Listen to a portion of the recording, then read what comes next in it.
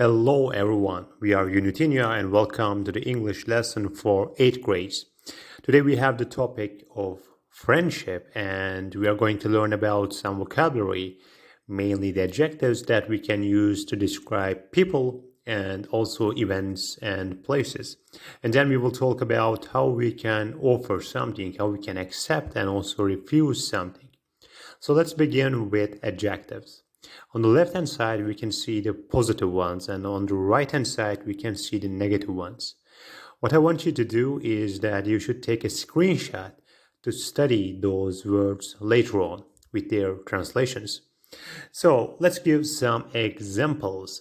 Firstly, we can say that, for example, I like honest people. It means that ben dürüst insanları severim. Or we can say that I honestly like helpful people. So in that sense, we combine those two positive adjectives and we say that dürüst olmam gerekirse yardımsever insanları severim. So let's talk about the negative ones. We can say that I really do not like talking with aggressive people because I don't know how they will react. Or we can say that I hate unreliable people. So we can also look on some phrases that we can use to describe our relationships. Firstly, let's look on count on. Count on actually means trust. So I can say that I count on you, which means that I trust you. And backup means being supported actually by a friend. So I can say that my friend always backs me up. Another phrase is the one that we can see on the screen, have lots of things in common. So I can say that, for example, I believe that in the future we will have lots of things in common. And get on well with someone is mainly like having good relationship with someone. So I can say that he gets on well with his brother. So they have a nice relationship. Let's check what Jessica is saying. Jessica is saying that she's paying attention to pick her friends from people who are honest, reliable, and amusing. And those are the positive adjectives that we can use. She says, I just hate selfish and sneaky people. They only care about themselves. And selfish and sneaky are negative adjectives. She also says we should care about not only ourselves, but also each other. So it's really important for our living as a community.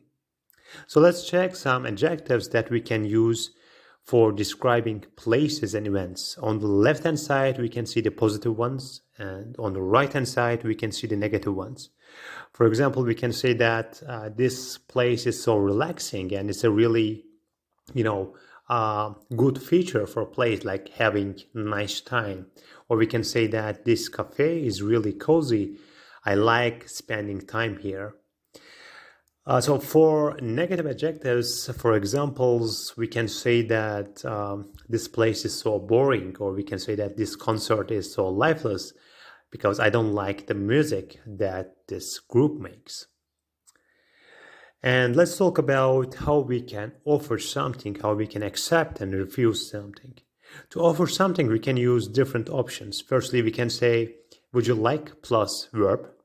We can say, would you like plus object, or we can use the phrase how about plus verb ing, and we can even put object here.